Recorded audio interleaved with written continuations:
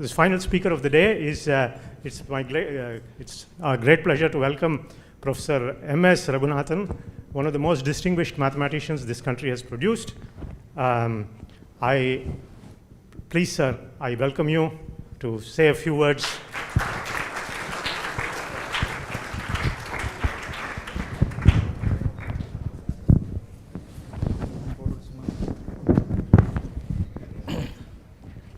Thank you. I'm happy to be here to speak to a group of children. Well, I belong to your grandfather's generation. I'm past 70, so you're all like my grandchildren. And one privilege that grandfathers have is to indulge grandchildren, not tax them with discipline. So you've gone through some disciplined work, listening to lectures and so on in mathematics. But I will tell you stories about mathematicians, which I hope you will find amusing, entertaining. Let me ask you people, what are the names of mathematicians you know? Past Ramanujan, everybody knows. Apart from Ramanujan, Aryabhatta. Sorry? Gauss. Good. You have heard of Gauss. You know, when I studied, I had not heard of Gauss as a mathematician, but I knew Gauss as a unit of magnetism. You must have come across Gauss as unit of magnetism. Gauss was certainly the greatest mathematician of all time. Well, along with Newton. Newton was also a mathematician. In fact, Newton has done a lot of interesting work in mathematics. His work in physics is largely mechanics, which is really mathematics. And you know, some other names. Euclid, yes. Euler, very good. You seem to know number of names. Sorry, if possible, one at a time. Yeah.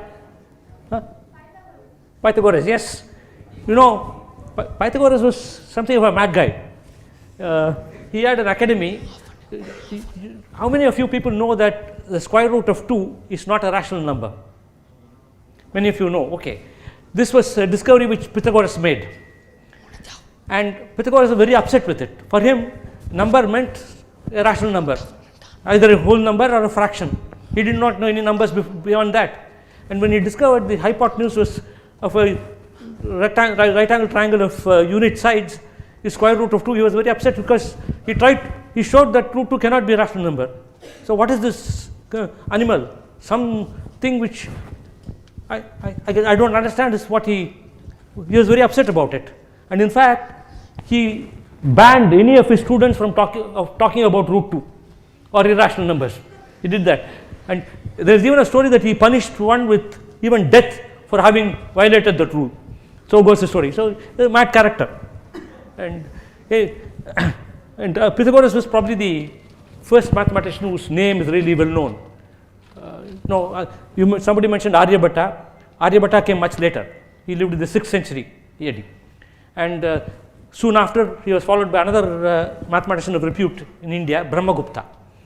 Aryabhatta and Brahmagupta are truly great mathematicians of that period. Then there are others later. There was, many of you would have heard of Bhaskaracharya and his so-called daughter Lilavati. But he was not a mathematician in the same league as Aryabhatta. He was a good mathematician, but not in the same league as Aryabhatta and Brahmagupta, who were much more original, or Pythagoras for that matter. You know, after the Greeks, another important mathematician among the Greeks was Apollonius. Archimedes was also a mathematician. Archimedes was one of the first people to calculate areas of sections of a parabola, for instance. Take a parabola, cut it off by a line, and you want to calculate the area inside that, and such things were done by, he made those calculations, which is the beginning of, in some sense, of integral calculus. They call it quadrature, calculating areas of various figures. So that was Archimedes. And Euclid, of course, is the name you know, but for some reason he is not considered in the same league as Archimedes. But he was the first person to put down mathematics in the way we put it down now. The idea of presenting mathematics as in a structured way, say what exactly you are assuming, follow it up with arguments You state the theorem you want to prove and then follow it up with a proof. This kind of putting things down in that manner was due to Euclid, or maybe it's certainly of Greek origin, and that's a stupendous contribution to mathematics and science in general. Unfortunately, or maybe it's not unfortunate, but elsewhere in the world, even though people were making progress in mathematics, it was not done in the Greek way. They did not really self-consciously decide we have to say exactly what we assume, follow it up with, it was all implicitly done, but it was not really understood in that fashion. In particular in India, it was never done that way. You don't find old Indian texts doing mathematics this way. And of course, you all know that zero was an Indian discovery. I mean, treating zero as a number was first done in India. And then there was the representation of numbers in the decimal system using only 10 symbols is also Indian. But unfortunately, we do not know if it was discovered by any one particular person or not. How it came about, one does not know. One knows for certain that it was already known by 6th century AD. But it's not clear before that at what point it was known. By 6th century AD, it was certainly known. And there's no written record of zero anywhere in India, except the first written record is an inscription in a temple in Gwalior. And where a certain number is, I think it is 270 is a number which is written there in some temple. It's about some land grant. And it says, gives the measurement to the land, and the number 270 figures there. But that was as late as 9th century. There is an older inscription of zero, which was discovered in Cambodia. And in fact, there is a spurious claim by the Chinese that they had discovered zero because it was found in, this inscription was found in Cambodia, which goes back to 6th century or 7th century, something of that kind. But that claim was demolished because the rest of the inscription was in Sanskrit. So there's no question of its being Chinese. Anyway, there are lots of interesting stories in the history of mathematics that happens. And individual mathematicians can be very interesting people. Gauss, about whom you have heard, was a child prodigy. The story goes that when he was 3 years old, his father was a farmer, and he had employed a number of workers to work on his farm, and at the end of every month he was giving them out their salaries. Little Gauss was standing next to him when he was doing this, and at some point he calculated something and started giving it to one of the workers, and Gauss interrupts saying, "Father, you are wrong, your calculation is wrong." 3 years old. And it turned out the father was wrong and Gauss gave the correct figure. That is one story. Another story is even more interesting. When he went to school, he was 9 years old or something, and he had a teacher who was not a particularly nice guy. He didn't want to really do any teaching job. He would come there, give students a difficult problem, and more or less go to sleep, to be woken up only when the students are ready with the solution. And the students were supposed to write the solution on a slate and put it on the teacher's table. Somewhat not a pleasant teacher anyway, so it goes. And one day he thought of a problem. He wanted the children to add up all numbers between 300 and 1800 or something. Of course, poor kids, they were all working very hard, at 9-year-old kids, except Gauss. When he heard the problem, he thought about it. In 2 minutes, he wrote the answer on a slate and put it back. On the spot, he had discovered how to sum arithmetic progressions. That is Gauss, 9-year-old Gauss. The teacher redeemed himself. Once he recognized this guy was a genius, he made every effort possible to help him with his schooling. That's one good thing he did after he discovered Gauss. Because there's also another story. There are ambitious parents who want to find out if their child is a Gauss or not. So come 9th birthday, you set them this problem and see if they can solve it by themselves. So goes the story. This is ambitious parents, Jewish parents in New York, this story is said. Anyway, so Gauss was that kind of prodigy, but not all prodigies become great mathematicians. In fact, a substantial number fizzle out kind of, but some do become great mathematicians. Another prodigy of that kind was a man by the name Hamilton. William Rowan Hamilton, I think is the name, right? William Rowan Hamilton was an Irish mathematician, and he was a child prodigy. He learned languages very fast. His uncle in a diary writes, he is at the age of 14, this guy knew 14 languages, including a superior knowledge of Sanskrit and Persian. That's what his uncle writes in a diary. 14 languages by the age of 14. He is, but he went on to, he gave up studying more languages at that point, but went on to study mathematics. And it's one of the, much of his work is in mechanics. There's something called Hamiltonian physics, like Hamiltonian mechanics, which is very important. That is Hamilton. Gauss, again, was also very good at languages. He learned many languages. In fact, he had to make a choice. At the age of 18, he had to decide whether he wants to go into mathematics or languages, the study of languages. It's a very difficult choice for him, till he discovered something in mathematics. You all know how you can construct a square with ruler and compass. You all know how, some of you probably know how to construct a hexagon. Those are easy. Pentagon can also be constructed using ruler and compass. That's a little more complicated, but it can be done. And in general, of course, once, mathematicians are curious about these things. So can you construct a 7-sided regular figure, 8-sided figure, and so on? You can keep asking questions with everything. Gauss discovered you can construct a 17-sided regular polygon using ruler and compass. And it might look, it's a, I don't know if some of us will immediately feel it's an interesting problem, but if you know more about constructing polygons and so on, you will realize it is an interesting problem. You can generally ask, when can you construct a regular polygon with n sides with ruler and compass? There is a solution for that. You cannot do it for every n. You can do it for certain n's. And 17 is one of the early n's for which you can construct a regular polygon. Gauss discovered this, and that decided for him that he should pursue mathematics and not. The point is that most people who take to mathematics take to it because they think it's beautiful. Mathematics is beautiful. That is something which I probably don't have to tell you that, and I think most of you see the beauty in mathematics. Otherwise, I don't think you will be here.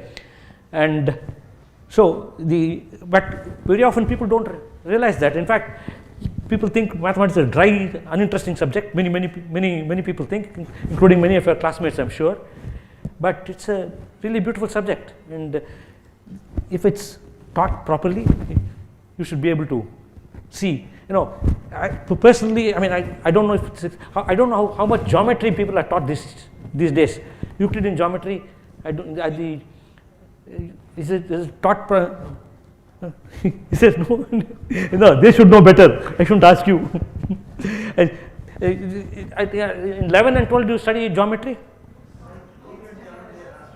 No, up to 10th standard, and they study theorems, proofs, and things like in Euclid. And when you first come across that, I'm sure many of you would have been thrilled by that. The whole idea of writing down proofs in the way Euclid does. At least I was very excited when I first learned that, and I'm sure all the mathematicians sitting here had the same experience. Anyway, so what was I? Lost my sorry. Yeah, mathematics, I said, is beautiful, and in some sense, it's more art than science. Of course, it's always recognized as science, but it's more art than science, and that's because if you look at the problems which mathematicians look at, very often they have nothing to do with the real world. For instance, Fermat's last theorem, about which all of you know something, I guess. You know what the Fermat's last theorem is? Why on earth is it interesting? That's because mathematicians see some beauty in it. That's the reason why they pursue it, and it's of no earthly use. So x power n plus y power n equals z power n is no integral solutions. So what? But I can't take the title. I like it. Somehow I have to know the answer. And 300 years mathematicians struggled with it to find out whether it's true or not. You know the story that what Fermat did. Fermat was a judge in a provincial town in France called Toulouse. He was a judge, and very competent judge. But his leisure activity was mathematics. He was obsessed with mathematics. It was his hobby. And he had a book written by a Greek of the ancient times, a man by the name Diophantus. He had a book on arithmetic. Arithmetic means number theory, written by Diophantus. And he used to make notes in the margin when he studied that book. And one marginal note said, there are lots of numbers, x, y, z, such that x square plus y square equals z square, integers, x square plus y square equals z square, Pythagorean numbers as they call them. It is 3, 4, 5, 3 square plus 4 square is 5 square, and then there is 12 square plus 5 square is 13 square. You can construct lots of numbers like that. Sum of two squares being equal to another square, all integers. You can construct lots of them like that, and you are studying the chapter in Diophantus where Diophantus was constructing such numbers.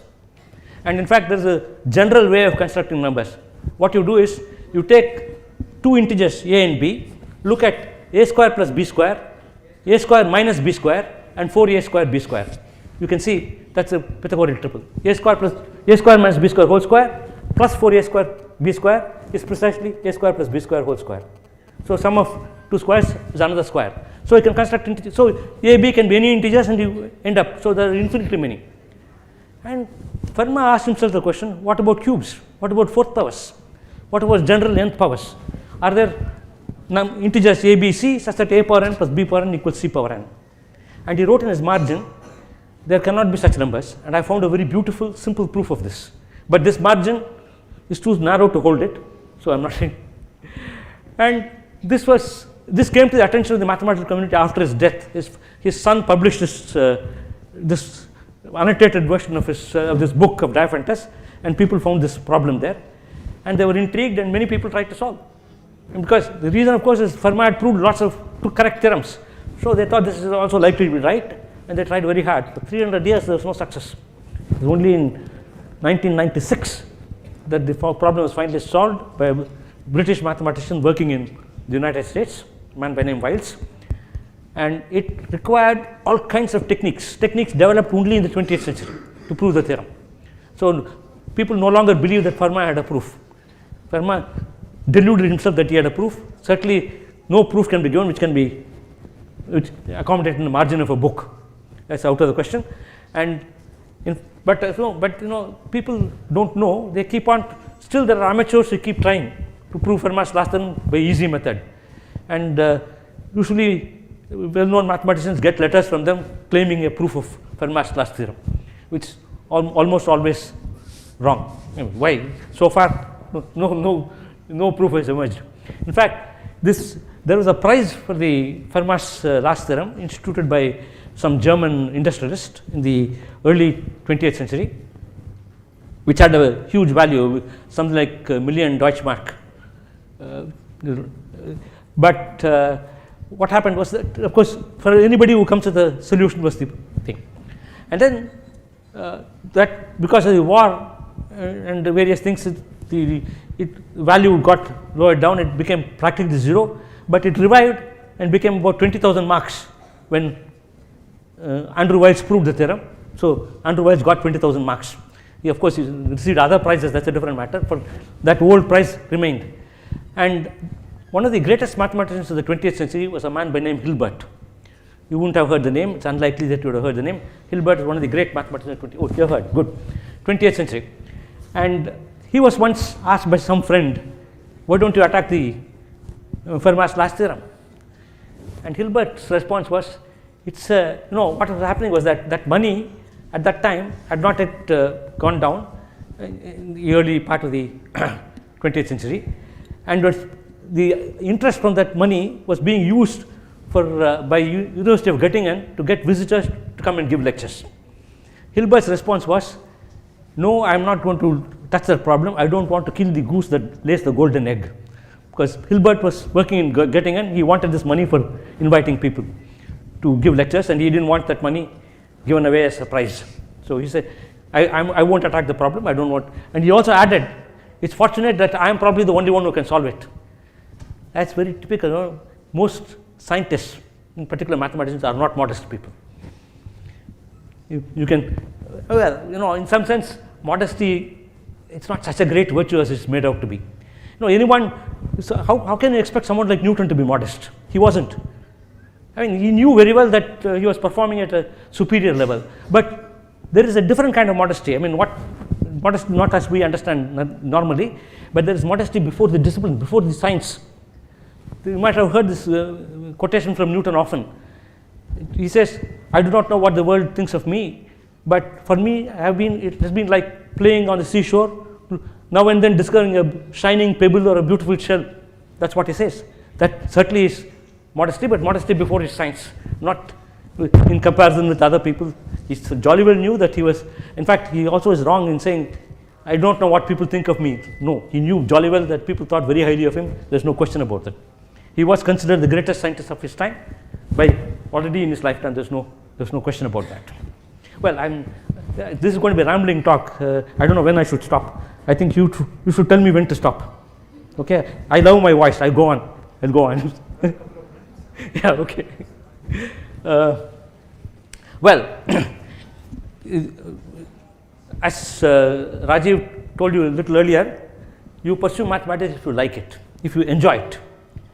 And another important thing, if you have, I'm sure that many of you have some talent for mathematics, but genuine talent includes a capacity for hard work. If you do not have capacity for hard work, don't fool yourself into believing you have talent. Talent is a package. You get insights, but insights come only after hard work. Hard work is important. And one of the banes of our undergraduate education over these years is that you don't develop a culture of hard work. And in places like CMI or ISI, referred to by Rajiv Karandikar, that culture exists, and that's very important. Yeah, mathematics is at once great pleasure, but it's also hard work. The point is, hard work is not necessarily disjoint from pleasure. Hard work can be a matter of great pleasure. To give you an example, there was this, I think it's in Madras, that there was this test match when wickets were falling like 9 pins, with Tendulkar, the sole person at one end, hanging on. It was a hard job for him, but I'm sure it was also enjoyable. He says he enjoys his cricket, but it's not always easy work. It's hard work. For the spectator, it's all probably all pleasing. There's no hard work involved with the spectator, but the batsman himself certainly does hard work. So hard work and pleasure are by no means disjoint.